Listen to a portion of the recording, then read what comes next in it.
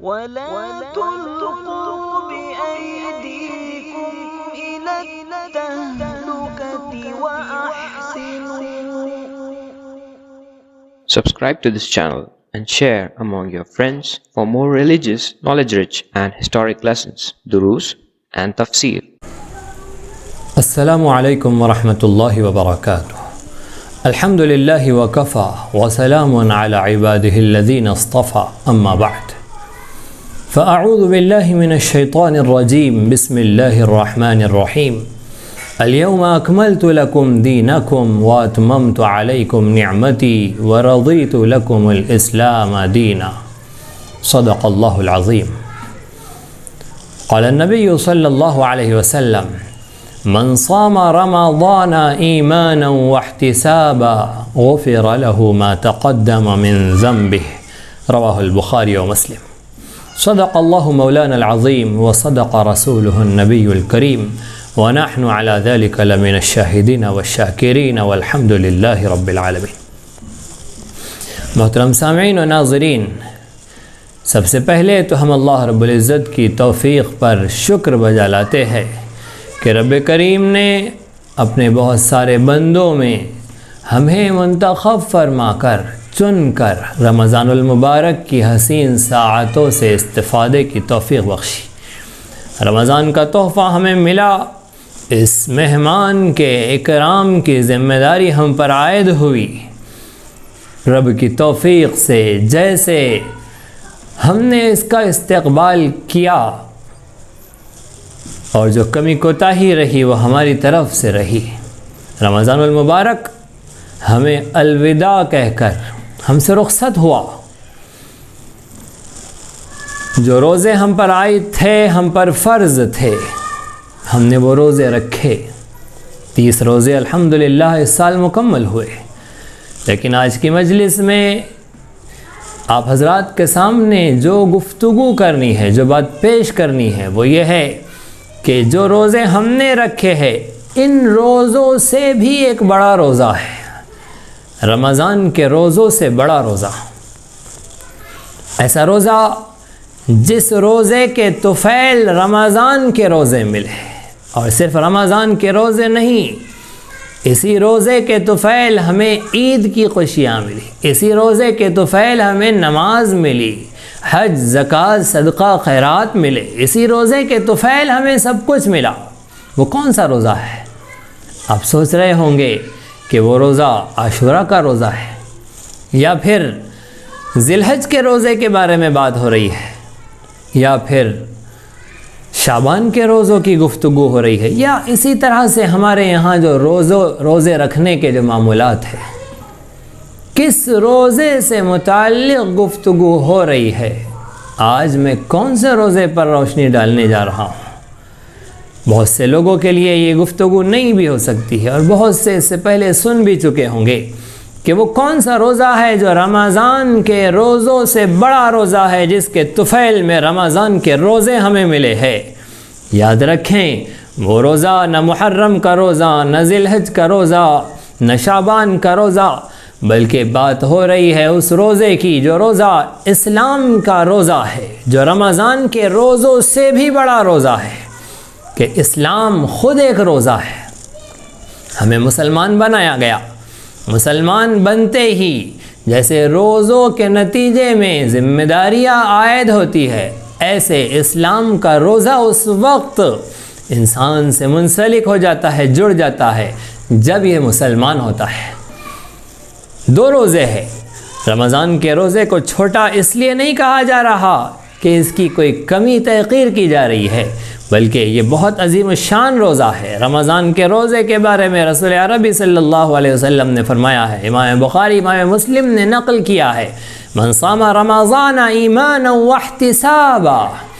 جو رمضان المبارک کے روزے رکھے ایمان کے ساتھ، ثواب کی نیت کے ساتھ، غفر له ما تقدم من ذنبه، اس کے پچھلے سارے گناہ معاف کر دیے جائیں گے. تو رمضان کا روزہ تو ایسا عظیم المرتبت ہے، رمضان کا روزہ تو ایسا عظیم الشان ہے، اس کے فضائل اتنے عظیم ہیں کہ رسول عربی صلی اللہ علیہ وسلم اللہ رب العزت کا فرمان اپنے الفاظ میں بیان فرماتے ہیں۔ حدیث قدسی میں اللہ رب العزت کا ارشاد نقل فرماتے ہیں کہ اللہ رب العزت نے فرمایا الصوم لی وانا اجزی بہ، روزہ میرے لیے ہے اور اس کا بدلہ میں خود دوں گا، فرشتے نہیں دے سکتے روزے کا بدلہ، اس لیے کہ ہر عبادت کا ایک اجر متعین ہے، طے ہے، کون سی نیکی پر کیا اجر ملنا ہے، کون سے گناہ پر کیا عذاب ملنا ہے، لیکن روزے کا کوئی بدلہ اللہ رب العزت نے طے نہیں فرمایا ہے، اس لیے کہ روزہ جن کیفیات کے ساتھ رکھا جاتا ہے اور پورا ہوتا ہے، انسانوں کی الگ الگ کیفیات ہوتی ہے۔ رب کی رضا و خوشنودی کے لیے کون کس حالت میں اپنی بھوک کو برداشت کر رہا ہے، اپنی پیاس پر صبر کر رہا ہے، خواہشات نفسانی پر جبر کر کے اسے روکے ہوئے ہے، ہر ایک کی کیفیات الگ الگ ہوتی ہے۔ فرشتہ تو ان اعمال کو جانتا ہے جو اعمال انسان کے اعضاء و جوارح سے صادر ہو چکے ہیں۔ یہ روزے کے موقع پر انسان کی بھوک، پیاس، جذبات کی کیفیات یہ اندر ہوتی ہے جو پتہ نہیں چلتی ہے باہر سے۔ بندہ بیٹھا ہوا خاموش ہے روزے دار، لیکن اندر کون سی جنگ چل رہی ہے اس سے واقف اللہ رب العزت ہے۔ اس لیے اللہ نے فرمایا کہ روزہ میرے لیے ہے، اس کا بدلہ میں خود دوں گا۔ دوسری روایت میں فرمایا وَأَنَا أُجْزَى بِهِ، روزے کا بدلہ میں خود ہوں کہ میں اپنے آپ کو بندے کو دے دوں گا، یعنی میں بندے کا ہو جاؤں گا۔ اور اس سے بڑی کون سی خوش نصیبی ہے کہ بندے کو سب سے بڑا صلہ اپنے روزے کا یہ کہ رب تعالی مل جائے۔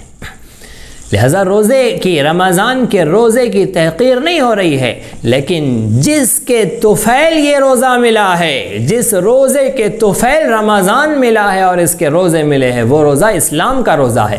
اگر مسلمان ہی نہ ہوتے تو نہ نماز ملتی، نہ رمضان کی قدر جانتے، نہ روزوں کی فرضیت ہوتی، نہ حج کا پتہ ہوتا، نہ زکوٰۃ کے فضائل نصیب ہوتے، کوئی خیر نہ ملتی اگر اسلام نہ ملتا۔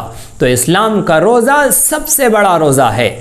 بندہ مسلمان ہوتے ہی سب سے پہلے اس کے اوپر اسلام کی قوانین عائد ہو جاتے ہیں، اس کے قانون، اس کی گرفت، اس کی پکڑ کے اندر انسان اب سب طرف سے بند جاتا ہے۔ وہ ہے اسلام کا روزہ۔ ہمارا رمضان کا روزہ اور نفلی روزے کب شروع ہوتے ہیں؟ یہ صبح صادق سے شروع ہوتے ہیں۔ جیسے یہ صبح صادق ہوئی ہے، فجر کا وقت اب شروع ہوا اور روزہ شروع ہو گیا۔ اور یہ روزہ مکمل کب ہوتا ہے؟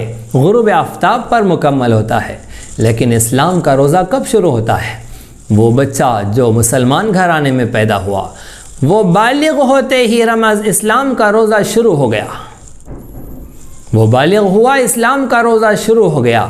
ایک بچہ جو کافر مشرک کے گھر میں پیدا ہوا، اس نے اسلام قبول کیا، جس عمر میں بھی کیا۔ اگر بالغ ہونے کے بعد ایک عرصے کے بعد قبول کیا، 40، 45، 50 سال، 30، 32 سال کی عمر میں جب بھی قبول کیا، تب سے اسلام کا روزہ شروع ہو گیا۔ اور یہ مکمل کب ہوتا ہے؟ جیسے رمضان کا روزہ اور نفلی روزہ غروب آفتاب پر مکمل ہوتا ہے، ایسے ہی اسلام کا روزہ آفتاب عمر کے غروب ہونے پر مکمل ہوتا ہے۔ جب زندگی کا چراغ گل ہونے والا ہے، جب زندگی کا عمر کا سورج غروب ہونے والا ہے، انسان کے موت کے وقت اس کا اسلام کا روزہ مکمل ہوتا ہے۔ ہم دنیا کے، رمضان کے اور نفلی روزے افطار جب کرتے ہیں تو افطار کائے سے ہوتا ہے؟ ہمارے افطار تو بہترین مشروبات سے ہوتا ہے اور قیمتی مرغن غذاؤں سے ہوتا ہے اور کھجور کے ذریعے سے ہوتا ہے، اور اللہ رب العزت کی عطا کردہ بیش بہا نعمتوں سے استفادہ کر کے ہم روزہ افطار کرتے ہیں۔ سارا رمضان اللہ کے فضل و عنایت سے الحمدللہ اس نے اپنی بے شمار نعمتیں ہمیں نوازی اور اس سے استفادے کا موقع دیا۔ ہمارے افطار ان بہترین غذاؤں اور مشروبات سے ہوتے ہیں، لیکن اسلام کے روزے کا افطار کیسے ہوگا؟ اسلام کے روزے کا افطار اگر ہم نے اس کا روزہ مکمل کیا، اگر اسلام کا روزہ ہم نے آداب کے ساتھ، شرائط کے ساتھ، ضوابط کے ساتھ، قانون کے ساتھ، اس کی مصلحتوں کا لحاظ کر کے، اس کے مکروہات، منہیات، اس کے مستحبات، مباحات اور اس کے مسنون اعمال کے ذریعے سے اسلام کے روزے کو مکمل کیا تو اس روزے کا افطار تاجدار مدینہ احمد مجتبی فخر دو جہاں خاتم الانبیاء حبیب کبریا محمد مصطفیٰ صلی اللہ علیہ وسلم کے ہاتھوں جام کوثر سے ہوگا۔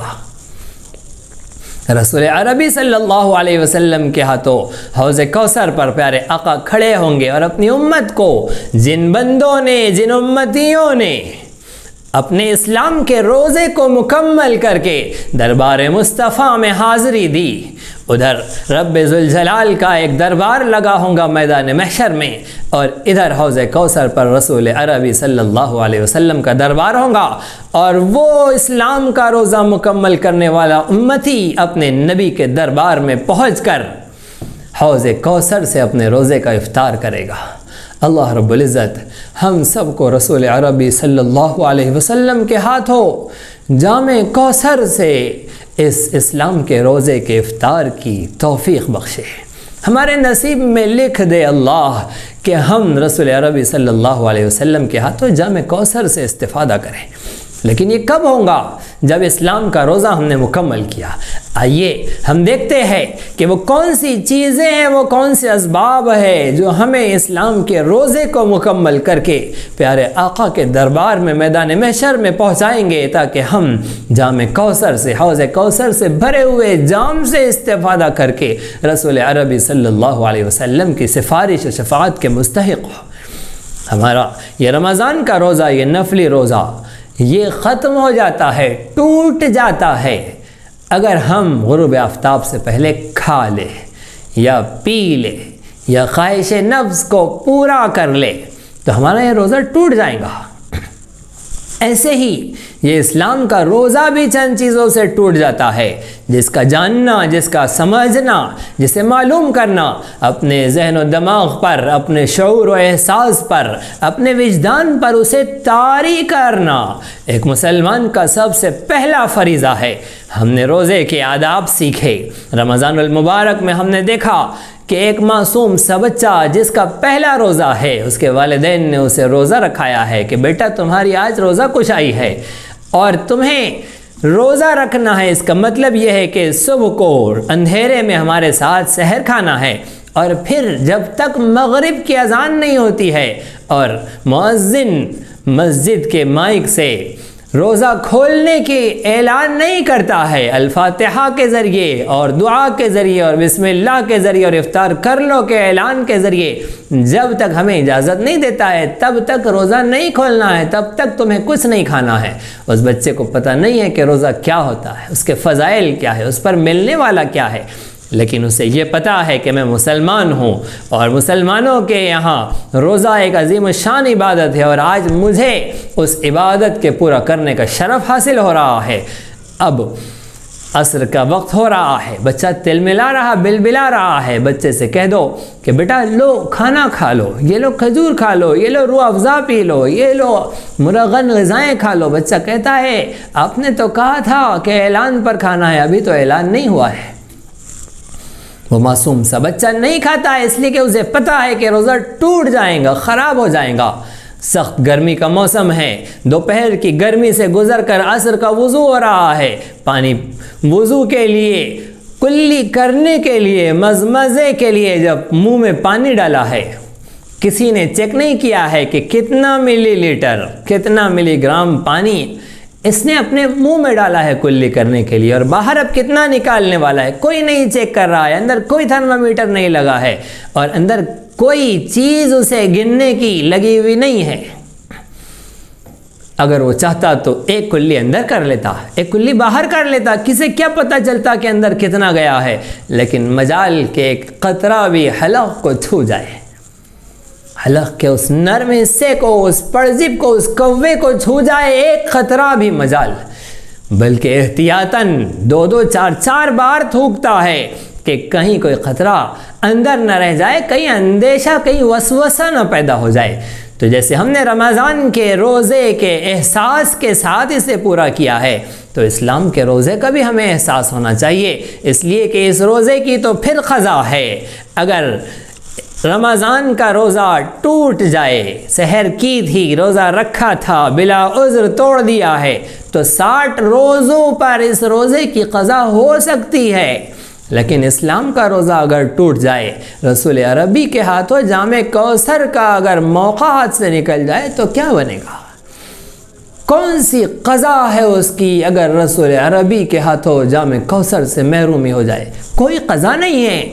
اس لیے اسلام کے روزے کی وہ اہمیت و عظمت و تاثیر ہے کہ اسے جاننا، اس کے آداب سے واقف رہنا، نواقض صوم اسلام کے روزے کو توڑ دینے والی چیزوں کو جاننا، معلوم کرنا، یہ مسلمان کا پہلا فریضہ ہے۔ آئیے بہت کم وقت میں آپ کے سامنے ان چیزوں کو کھولنے کی کوشش کرنا چاہتا ہوں کہ کون سی چیزیں ہیں جن سے اسلام کا روزہ ٹوٹ جاتا ہے۔ سب سے پہلے تو اسلام کے روزے کا ادب یہ ہے کہ بندہ بالغ ہوتے ہی اب اس کے اوپر اللہ کی توحید کا ماننا لازمی و ضروری و فرض کر دیا گیا۔ شرک کی آمیزش، شرک کی ملاوٹ اس ایمان و اسلام اور اسلام کے روزے کے ساتھ ہرگز قابل قبول نہیں ہوگی۔ رب تعالیٰ کا اعلان ہے ان اللہ لا یغفر ان یشرک بہ ویغفر ما دون ذلک لمن یشاء۔ اللہ رب العزت شرک کو معاف نہیں کریں گے، اس کے علاوہ جس گناہ کو چاہیں گے معاف کر دیں گے۔ معافی مانگے بغیر شرک معاف ہو نہیں سکتا۔ اگر کسی نے زندگی میں شرک کر لیا ہے تو اسے موت سے پہلی فرصت میں توبہ کرنا ہوگی کہ پتہ نہیں کب موت کا سگنل آ جائے اور فرشتہ حاضر ہو جائے۔ غرض یہ کہ اسے چاہیے کہ یہ رمضان کے روزے کی حفاظت کرے شرک سے۔ شرک کیا ہے؟ ایک شرک ہوتا ہے شرک فی الربوبیہ، ایک ہوتا ہے شرک فی الالوہیہ، ایک شرک ہوتا ہے شرک فی ذات اللہ و صفاتہ۔ ربوبیت میں شرک، اللہ کے علاوہ کسی اور کو اس کائنات کے بنانے میں، اس کائنات کے نظام کے چلانے میں شریک و ساتھی سمجھنا۔ مسلمان عام طور پر اس کائنات کا بنانے والا تنہا اللہ رب العزت ہی کو مانتا ہے، لیکن اس کے چلانے میں بعض مسلمان جاہلیت میں مبتلا ہونے کی وجہ سے اس کائنات کے نظام کے چلانے میں اللہ کے ساتھ غیر اللہ کو بھی شریک کر دیتے ہیں۔ مسلمان کہتے ہیں کہ اللہ رب العزت نے اس کائنات کو بنا دیا، لیکن اس کے بعد بنانے کے بعد اپنے پسندیدہ، اپنے عابد و زاہد، اپنے متقی پرہیزگار نیکوکار بندوں کے حوالے اس نے کام کر دیے ہیں، ذمہ داریاں دے دی ہے، اور ان ذمہ داریوں میں رب نے انہیں کفیل بنا دیا، انہیں ذمہ دار بنا دیا۔ کہتے ہیں کہ اللہ نے کائنات تو بنا دی ہے لیکن بارش برسانے کا کام فلاں بزرگ کو دے دیا، اولاد دینے کا کام فلاں ولی کو دے دیا، اور اسی طرح سے کام بگڑے ہوئے کام بنانے کا کام فلاں کو دے دیا۔ ایک کو داتا بنا دیا، ایک کو بخش بنا دیا، ایک کو نواز بنا دیا۔ غرض یہ کہ کسی کو کیا رب تعالیٰ سب کو ذمہ داریاں سپرد کر کے فارغ بیٹھ گیا۔ یہ تو مشرکین مکہ کے عقائد تھے کہ انہوں نے اپنے معبودان باطلہ کے لیے رب کی جو کائنات کا خالق و مالک ہے تنہا، لیکن اس کے نظام کے چلانے میں انہیں شریک بنا لیا تھا۔ امت مسلمہ بھی جاہلیت میں مبتلا ہو کر بہت سارے لوگ اس طرح کے عقائد رکھتے ہیں۔ یاد رکھیے اس سے اسلام کا روزہ ٹوٹ جاتا ہے۔ محمد مصطفیٰ کی شفاعت آپ کے ہاتھ و جام کوثر نصیب نہیں ہونا ہے۔ شرک سے توبہ کریے، آئیے شرک سے توبہ کریے۔ اس کے بعد توحید کو ماننا، رب تعالیٰ تنہا ہے، اکیلے سارے کائنات کے نظام کو چلانے والے ہیں۔ آئیے ہم اللہ سے پوچھتے ہیں کہ اللہ آیا آپ نے ان کے حوالے کام کیے ہیں یا آپ خود رکھتے ہیں اپنے پاس؟ قرآن کا اعلان ہے الا لہ الخلق والامر، جان لو اللہ ہی کے لیے اس ساری کائنات کی پیدائش کا کریڈٹ کیا، اکیلے اللہ نے سب کچھ پیدا کیا اور اسی کے ہاتھ حکمرانی ہے، سب کچھ اسی کا ہے۔ اب رب تعالیٰ کے احکامات میں رب تعالیٰ نے زندگی بخشی ہے، احساس و شعور عطا کیا ہے، نعمتوں کا فیضان کیا ہے۔ زندگی کے ان قیمتی لمحات میں رب تعالیٰ کی عطا کی ہوئی نعمتوں کے استعمال پر کسی اور کی اجارہ داری نہیں چلے گی، کوئی نہیں سکھائے گا کہ کیسے آنکھ بند کرنا ہے، کیسے کھولنا ہے، چلنا کیسے ہے، رکنا کیسے ہے، کیا پڑھنا ہے، کیا نہیں پڑھنا ہے، ایجوکیشن سسٹم کیا ہو، ایگریکلچر سسٹم کیا ہو، اکنامک سسٹم کیا ہو، مالیات کا نظام کیا ہو، خاندانی زندگی کیسی ہو، میاں بیوی کا ماحول کیسا ہو، ساس سسر کے ساتھ کیسے رہنا ہے، اپنے پڑوسیوں کے ساتھ کیا رویہ ہو، اپنوں سے کیسے رہے، پرایوں کے ساتھ کیسے جیے، دوستوں کے ساتھ کیسے رہے، دشمنوں کے ساتھ کیسے رہے۔ اب ان طریقوں پر کسی اور کی اجارہ داری نہیں چلے گی، قرآن کے علاوہ کسی کتاب کی کوئی رہنمائی نہیں چلے گی،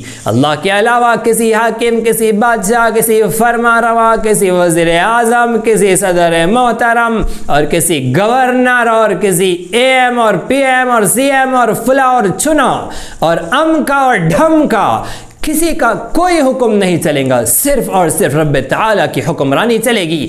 جو کوئی اللہ کی نعمتوں پر کسی اور کی اجارہ داری ثابت کرے گا، یاد رکھے اسلام کا روزہ ٹوٹ جائے گا۔ محمد مصطفیٰ اپنی نگاہوں سے دور کر دینے کا فیصلہ صادر فرما دیں گے کہ انہیں مت آنے دو میرے پاس حوض کوثر پر۔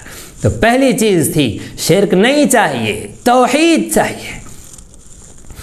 نمبر 2، آخرت پر ایمان ہو کہ مرنا ہے، اللہ کے پاس جانا ہے، حساب و کتاب دینا ہے، زندگی کا ایک ایک لمحہ اور رب تعالیٰ کی عطا کردہ ایک ایک نعمت کے بارے میں باز پرس ہونی ہے، لہٰذا اس کا یقین ہو اور اسی احساس اور شعور کے ساتھ جیے اور اسی احساس و شعور کے ساتھ مرے، تاکہ تیاری ہو آخرت کے دھیان و استحضار کے ساتھ۔ تیسری چیز، تاجدار مدینہ احمد مجتبیٰ محمد مصطفیٰ خاتم الانبیاء حضرت محمد مصطفیٰ صلی اللہ علیہ وسلم کی ذات گرامی کو، آپ کی شخصیت محترم کو اللہ کا آخری نبی، آخری رسول تسلیم کرنا۔ آپ کے بعد کوئی نبی نہیں آنا، آپ کے بعد کوئی رسول نہیں آنا، آپ آخری نبی، آخری رسول ہے، اب زمانہ آپ کا ہے۔ آپ کی بعثت مبارکہ سے لے کر قیامت تک کے لیے کسی اور نبی کی نبوت کا زمانہ نہیں ہوگا۔ حضرت عیسیٰ علیہ السلام آخر میں آئیں گے، لیکن زمانہ محمد مصطفیٰ ہی کا ہوگا، شریعت محمد مصطفیٰ ہی کی ہوگی۔ حضرت محمد مصطفیٰ صلی اللہ علیہ وسلم کی نبوت و رسالت کے علاوہ آپ کے زمانے میں کسی اور نبی کے آنے کا انتظار کرنا اور ایسا یقین رکھنا اور ایسا عقیدہ بنانا کفر ہے۔ محمد مصطفیٰ کے ہاتھوں جام کوثر کا کوئی راہ نہیں ہوگی، کوئی راستہ نہیں بچے گا۔ لہذا اسلام کا روزہ محفوظ رکھنا ہے، محمد مصطفیٰ صلی اللہ علیہ وسلم کو اللہ کا آخری نبی ماننا، آپ کی لائی ہوئی شریعت پر 100% کامیابی کا یقین رکھنا، رسول عربی کے فیصلے کے علاوہ کسی اور کے فیصلے کو اپنی زندگی میں ایک لمحے کے لیے بھی جگہ نہیں دینا، ورنہ اسلام کا روزہ ٹوٹ جائے گا۔ میں نہیں کہہ رہا ہوں کسی تنظیم، کسی مسلک، کسی مشرب، کسی فرقے، کسی ٹولے، کسی گروہ کی ترجمانی نہیں ہے، اللہ کا قرآن کہہ رہا ہے فَلَا وَرَبِّكَ لَا يُؤْمِنُونَ حَتَّى يُحَكِّمُوكَ فِي مَا شَجَرَ بَيْنَهُمْ ثُمَّ لَا يَجِدُوا فِي أَنفُسِهِمْ حَرَجًا مِّمَّا قَضَيْتَ وَيُسَلِّمُوا تَسْلِيمًا۔ اے میرے نبی صلی اللہ علیہ وسلم، آپ کے رب کی قسم، ہرگز ہرگز یہ لوگ ایمان والے نہیں ہو سکتے یہاں تک کہ اپنے آپسی مشاجرات میں، اپنے آپسی معاملات میں، مسائل میں آپ کو حاکم و فیصل نہ مان لے۔ آپ کے فیصلے کے بعد دل میں تنگی محسوس نہیں کرنا، بسر و چشم قبول کر لینا، سر تسلیم خم کر دینا، اپنے آپ کو رسول عربی کے نظام پر ڈال دینا، اس سے ایک لمحے کے لیے سر منہ انحراف نہیں کرنا۔ یہ اسلام کے روزے کا قانون ہے۔ اگر محمد مصطفیٰ کے فیصلے کے علاوہ کسی اور کا فیصلہ منظور ہے، اپنے آپسی مسائل میں انصاف کی بھیک مانگنے کے لیے دربار مصطفیٰ کے علاوہ کسی اور دربار، کسی اور چوکھٹ کی راہ اختیار کی جا رہی ہے، اگر عمر ابن خطاب ہوتے تو کہتے کہ اس کا فیصلہ عمر کی تلوار کرے گی۔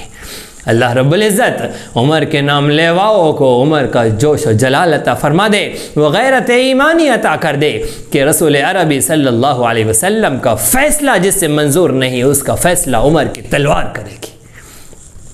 یاد رکھے، کسی غیر اسلامی عدالت میں انصاف کی بھیک مانگنے کے لیے طیب خاطر سے اپنے نفس کی خوشی سے پہل کر کے جانا انسان کو کافر بنا دیتا ہے۔ فاسق، فاجر، گنہگار، حرام کا مرتکب، ناجائز میں مبتلا نہیں، کافر بنا دیتا ہے۔ بنا توبہ کے مرے گا تو کفر پر مرے گا، سزائیں بھگت کر جنت کا راستہ کوئی ہموار نہیں ہوگا۔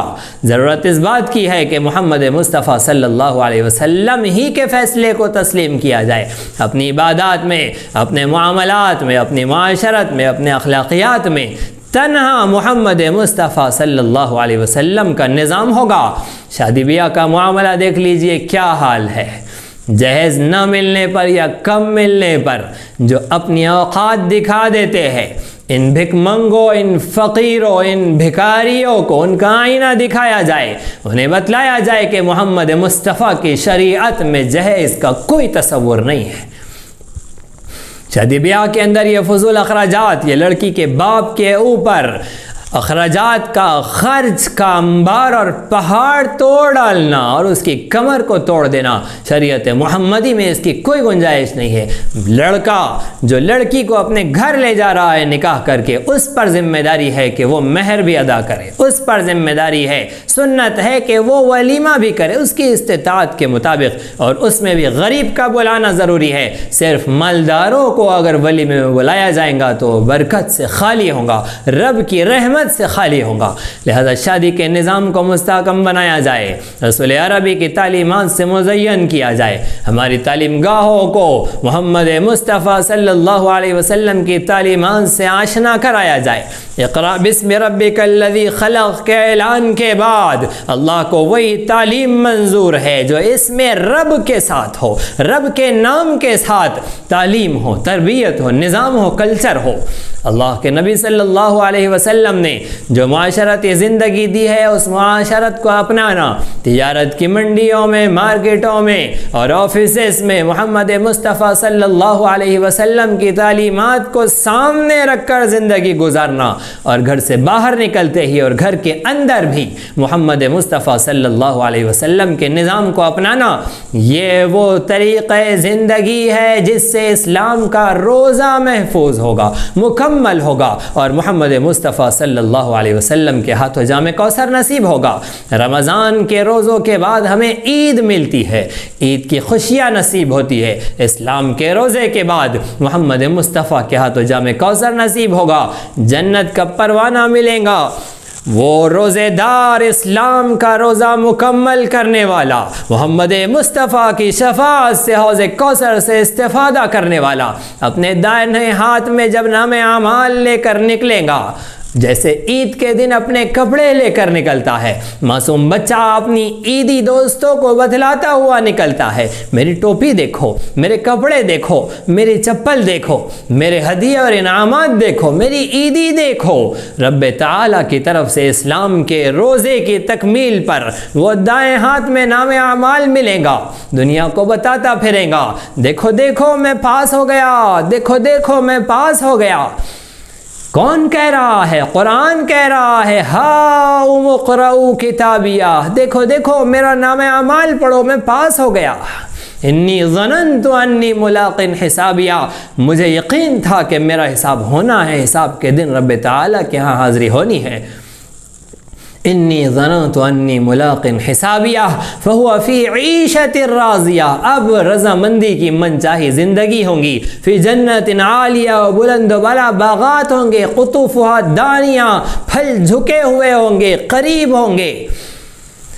کلوا واشربوا ہنیئا بما اسلفتم فی الایام الخالیہ، رب تعالیٰ کا اعلان ہو رہا ہے، میرے بندو یہ زندگی میں اسلام کے روزے کو مکمل کرو، ان ایام خالیہ کو وصول کرو۔ اسی کا نتیجہ وہاں پر ملے گا کہ ایسی نعمتیں ہوں گی، ایسے انعامات ہوں گے۔ اسلام کے روزے کی تکمیل کی فکر کرو۔ اگر اسلام کا روزہ مکمل نہیں کیا، یہ ٹوٹ گیا شرک کے ذریعے، یہ ٹوٹ گیا کفر کے ذریعے، اگر کفر و شرک کے ساتھ موت ہوئی ہے تو پھر تو اس کا کوئی حافظ نہیں، جس کا اللہ حافظ نہیں اس کا کوئی حافظ نہیں۔ لیکن اگر اسلام کے ساتھ گیا ہے، ایمان کے ساتھ گیا ہے، لیکن گناہوں میں لت پت گیا ہے، رسول عربی کے نظام کے علاوہ فیشن پر چلا ہے، یہ بدعات اور خرافات اور رسم و رواج پر چلا ہے، اگر اس پر مصر تھا تب بھی اسلام سے ہاتھ دھو بیٹھنے کا خطرہ، اگر بدعات و خرافات کو شریعت محمدی کے علاوہ کسی اور نظام کو حلال سمجھتا تھا تب بھی اسلام سے ہاتھ دھو بیٹھنے کا خطرہ کہ موت کے وقت اسلام چھین لیا جائے۔ لیکن اگر یہ نہیں تھا لیکن عملی بگاڑ کے ساتھ دنیا سے گیا ہے، اب وہ جہنم اس کے گناہوں سے پاکی و صفائی کا ذریعہ ہوگی۔